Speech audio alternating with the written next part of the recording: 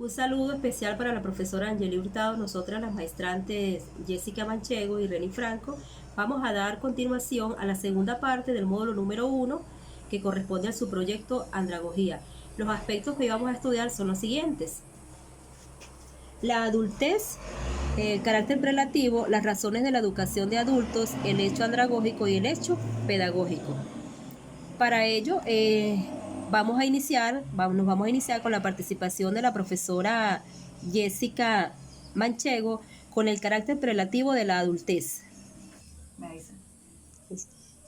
Bien, la adultez es una etapa que tiene todo ser vivo que se consigue en cierta edad o una edad tal que permite el desarrollo pleno del organismo.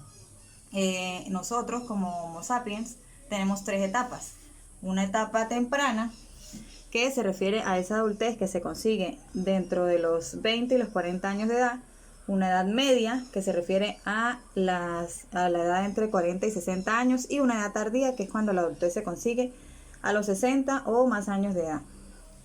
Tenemos también tipos de adultez, que tenemos tres. La adultez biológica, que se refiere al desarrollo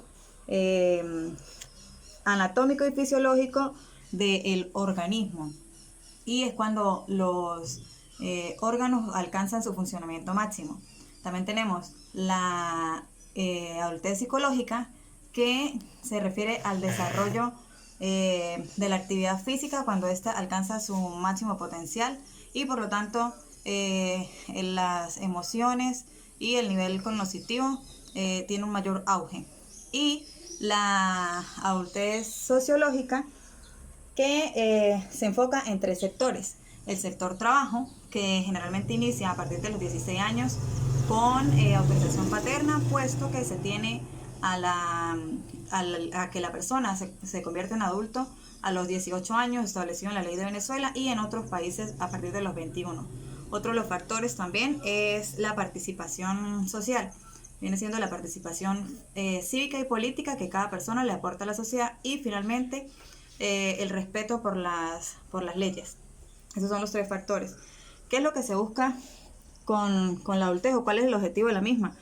Lograr la independencia y capacidad de cada persona para que a través de ella puedan elegir y así satisfacer esas necesidades que se van creando desde la niñez o la adolescencia. Entonces, a través de ella la persona elige estudiar, pero se enfrenta con unas barreras. Esto en cuanto a la educación en la edad adulta. ¿Cuáles son esas barreras? La principal, que pocos países gastan el 3% de su presupuesto anual en la educación para adultos, que es lo que establece la UNESCO en su escrito Escribiendo el Futuro. Posteriormente tenemos que la educación generalmente no es gratis. Entonces esto viene siendo también una barrera. Y finalmente la discriminación por la edad, que es lo más común que se encuentra en la educación en la edad adulta. Para ello tenemos las bases legales de la misma que evitan que haya discriminación y que se fomente la misma. La principal de ellas es la Constitución Bolivariana de Venezuela, que tiene que en su artículo 102 establece que la educación es gratuita y debe ser obligatoria para todos. Pero es en su artículo 103 donde establece que debe estar aplicada sin ninguna discriminación, y allí hace menciones de algunas, dentro de ellas también menciona la edad.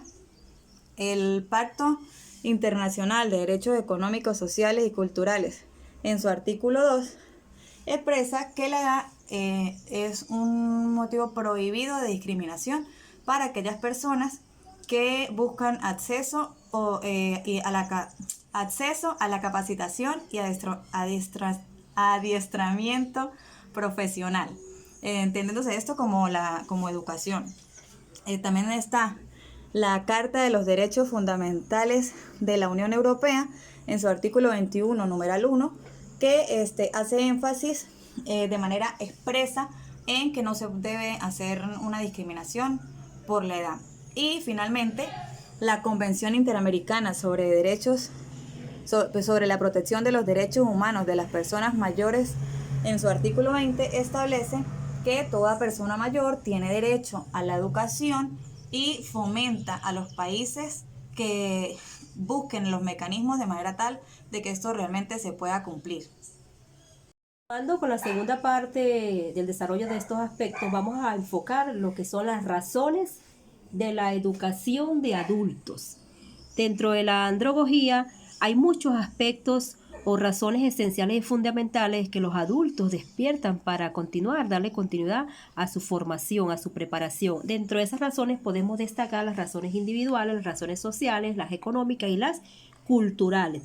Dentro de las razones individuales podemos citar cada individuo como tal tiene sus particularidades generales, o sea, tiene sus propios intereses. Primero el desarrollo profesional, puede ser los deseos de generar nuevos ingresos o incrementar sus niveles y también renovar sus conocimientos. Desde el punto de vista de las razones sociales, podemos indicar que existen factores como es la explosión del saber, la explosión demográfica.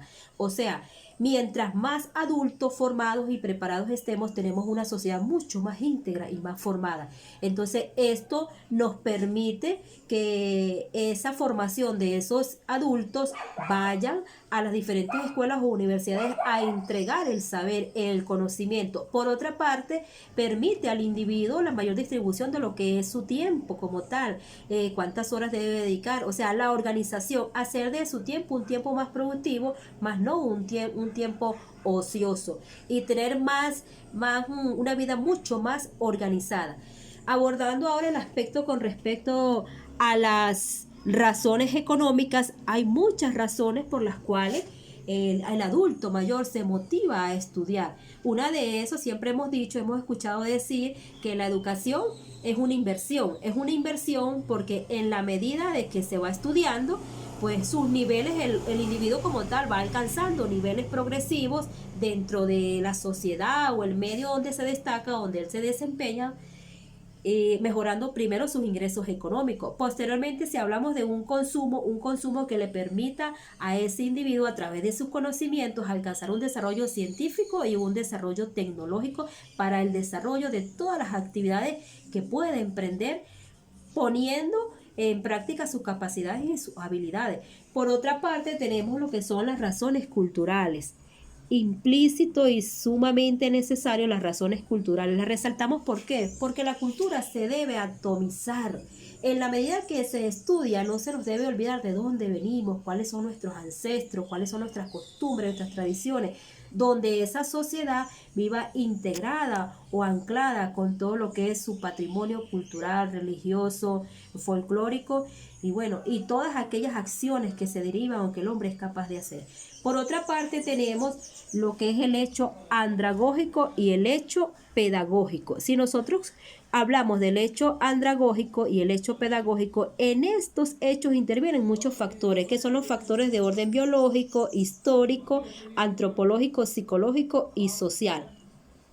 Cuando definimos el hecho andrológico, lo podemos definir como un hecho real, un hecho concreto, donde el individuo, el adulto como tal, vive su propia realidad como ser biopsicosocial.